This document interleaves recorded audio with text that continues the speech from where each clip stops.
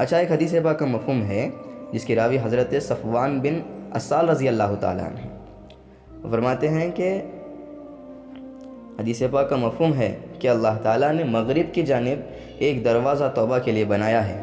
اس کی لمبائی کا تو کیا پوچھنا، اس کی چوڑائی 70 سال کی مسافت کے برابر ہے، جو کبھی بند نہ ہوگا یہاں تک کہ سورج مغرب کی طرف سے نکلے گا. اس وقت قیامت قریب ہوگی تو توبہ کا دروازہ اس وقت بند ہوگا.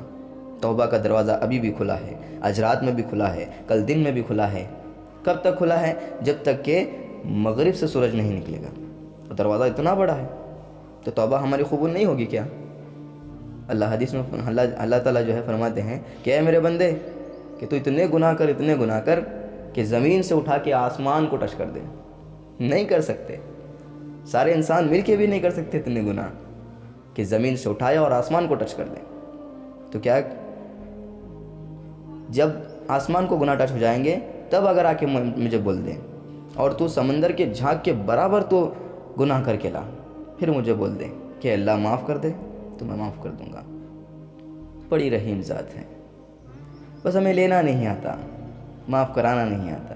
ہمارے پاس وقت نہیں ہے. آج کسی دوست کا کچھ لینا دینا ہے یا ہم دینا ہے، دیکھتے ہیں کہیں وہ ہم سے ناراض نہ ہو جائے.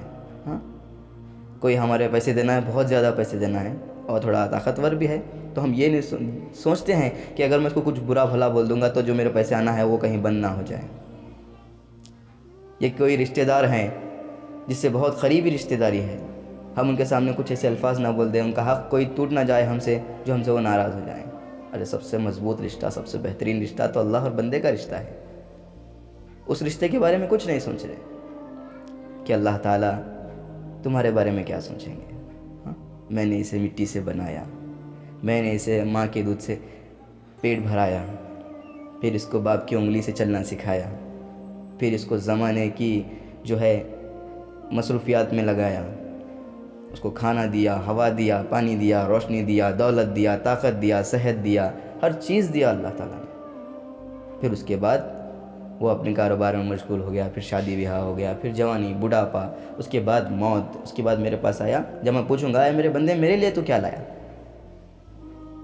تو وہ بندہ سوچنا چاہیے کہ جو اللہ نے اسے ایک پانی، ایک گندے قطرے سے جسے ماں کے پیٹ میں 9 مہینے رکھ کے اس کو پیدا کیا، اس کے بعد باہر آنے کے بعد، اس دنیا میں آنے کے بعد اللہ تعالیٰ نے اسے پالا، اللہ تعالیٰ نے اسے زندگی بخشی، اللہ تعالیٰ نے اسے آنکھوں کا نور دیا، کانوں میں ایئر فون لگائے، ہاں سننے کا تو لگا دیا. اللہ تعالیٰ اسے ہر نعمت اللہ اس کو دیے دنیا میں.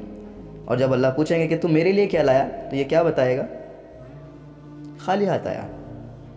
تو اللہ کے لیے کچھ لے کے جانا ہے. کیا لے کے جانا ہے؟ توبہ. اے اللہ میں توبہ کرا، آج کے بعد یہ گناہ نہیں کروں گا. اللہ سے دوستی لگاؤ، اللہ سے محبت بڑھاؤ. اللہ تعالیٰ یہ نہیں چاہتے کہ تم بہت ساری نمازیں لاؤ، بہت سارے روزے لاؤ، بہت سارے نیک اعمال لاؤ. اللہ تعالیٰ صرف یہ بول رہے ہیں کہ تم جو لا رہے ہیں وہ اچھا لاؤ. ہاں دیکھو، کسی کے پاس جانا ہے تم کیا کرتے ہو؟ سیب لے کے جانا ہے. کسی کے پاس جا رہے ملنے کے لیے، سیب لے کے جا رہے ہیں. ایک 4 سیب ہیں اور بہت ہی عمدہ کوالٹی کے، بہترین کوالٹی کے سیب ہیں، لے کے جا رہے ہیں. تو انہوں لے لیتے ہیں، خوشی سے رکھ لیتے ہیں اور ہنسی خوشی رہتی. اگر تم وہاں پہ جا رہے ہیں، ایک تھیلا سیب لے کے جا رہے ہیں لیکن خراب سیب ہیں، کسی کو کیڑ لگے ہوا ہے، ہاں کوئی سڑا ہوا ہے، کوئی دبا ہوا ہے، کوئی پھوٹا ہوا ہے، وہ لیں گے پر ان کے چہرے پہ وہ خوشی نہیں ہوگی اور دل میں وہ خوشی نہیں ہوگی جو وہ 4 اچھے سیب پر تھی. دیکھو، اس کا سیدھا مطلب یہ ہے کہ آج ہم ہماری نمازیں، ہماری توبہ، ہماری جو کچھ بھی ہے، ہم اس کو دل سے اور صحیح طریقے سے اور سدھار کے اللہ کے سامنے دکھائے، اس کے لیے نہیں کر رہے. ہم کیا کر رہے ہیں؟ بس یہ نماز ہے، اس کو پڑھ لو. بس یہ روزہ ہے، اس کو رکھ لو. بس یہ عمل ہے، اس کو کر لو. اس کو کیسے کرنا ہے، ہم کس کے لیے کر رہے ہیں، وہ ہم دیکھ رہے ہی نہیں. ہم یہ اللہ کے لیے کر رہے ہیں.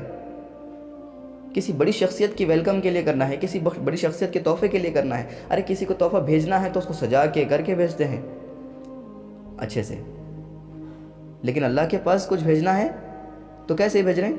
آ رہے ہیں، نماز کو آ رہے ہیں، وضو کر لے رہے ہیں، فٹافٹ ایسے جا کے ٹھہر رہے ہیں جیسے جلدی سے جلدی فارغ ہو کے جانا ہے کہیں.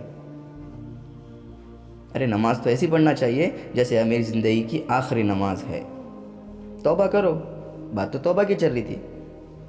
ہاں، نماز کو سدھارنا ہے، توبہ کرنا ہے. توبہ کا دروازہ مغرب کی جانب ہے، اور جب تک بند نہیں ہوگا جب تک کہ مغرب سے سورج نہیں نکلے گا. اور ایک انسان کی توبہ کا وقت کب تک ہے پتہ ہے؟ ایک انسان کی، وہ تو ساری انسانیت کی توبہ کا وقت بند ہو جائے گا اس وقت دروازے کے ساتھ، لیکن ایک انسان کی توبہ کا جو دروازے کا بند ہونے کا وقت ہے ایک انسان کی، وہ حدیث پاک سے بتاتا ہوں کہ ایک حدیث پاک میں حضرت عبداللہ بن عمر رضی اللہ تعالیٰ عنہما روایت کرتے ہیں کہ نبی کریم صلی اللہ علیہ وسلم نے ارشاد فرمایا، اللہ تعالیٰ بندے کی توبہ اس وقت تک قبول فرماتے ہیں جب تک غرغرہ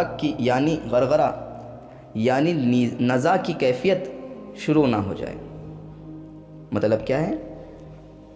جب انسان کے حلق سے غرغرہ کی آواز آنی شروع ہو جائے گی، جب تک جو ہے اس کی توبہ کا قبولیت کا وقت ہے. اس کے بعد توبہ کرے گا تو قبول نہیں ہوگی.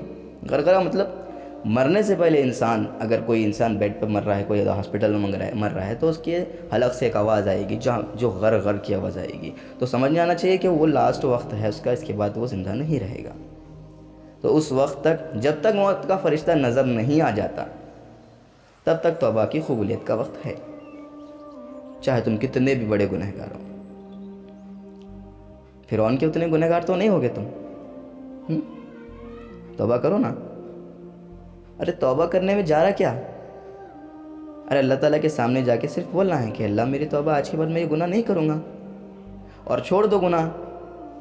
بس تمہارے دل میں یہ ہونا چاہیے کہ دیکھو یہ دنیا ختم ہونے والی چیز ہے، اس کی خواہشیں، اس کی عیش و عشرت اور اس کی عزتیں، اس کی ڈگریاں، یہ سب ختم ہونے والی ہے. جب یہ سب چیز ختم ہونے والی ہے تو ہم اس کو جما کے، اس کو کما کے کیا کریں گے؟ اچھا کماؤ کھاؤ، یہ اللہ اس کو منع نہیں کرتے، دین بھی اس کو منع نہیں کرتا، بل حلال کماؤ، کسی کا حق مار کے نہ کماؤ. میں ٹاپک چینج ہو جائے گی. میں بات کر رہا تھا توبہ کی. تم توبہ کرو نا.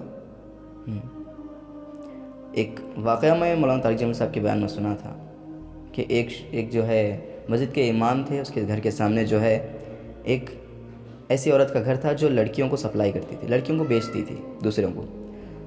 تو وہ امام نے کیا کیا، اس عورت کے بیٹے سے دوستی لگائی.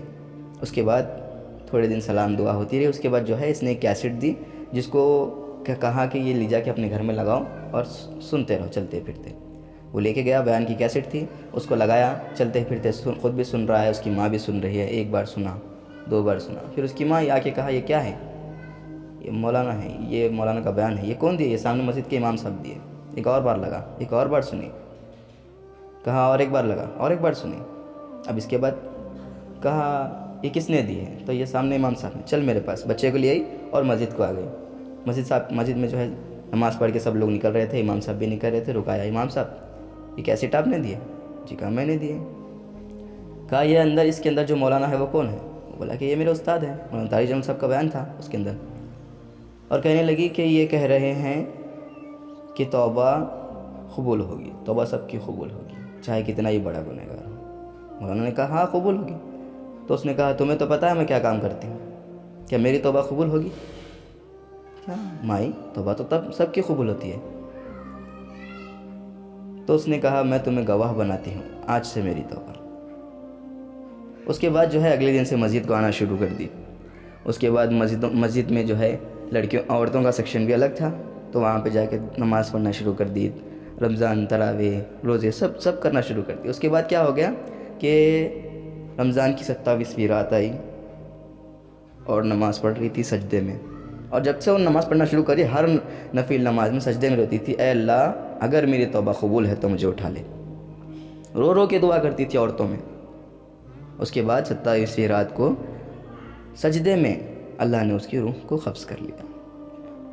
دیکھو اللہ تعالیٰ نے کیا کر دیا کہ کیسی عورت تھی، لڑکیوں کو سپلائی کرتی تھی، اور صرف توبہ پر کیسی وقت کی ولیہ بن گئی. ہاں، سجدے کی موت آسان نہیں ہے، سجدے کی موت حاصل کرنا. تو تم کیا کرو گے؟ اللہ سے توبہ کریں گے، توبہ ایسی توبہ کریں گے کہ اے اللہ ایسی سچی پکی توبہ کرنا ہے کہ اللہ سے کہنا ہے کہ آج کے بعد یہ کوئی گناہ نہیں ہوگا، جس عمل کے بارے میں توبہ کر رہے ہیں وہ عمل آج کے بعد کبھی نہیں ہوگا۔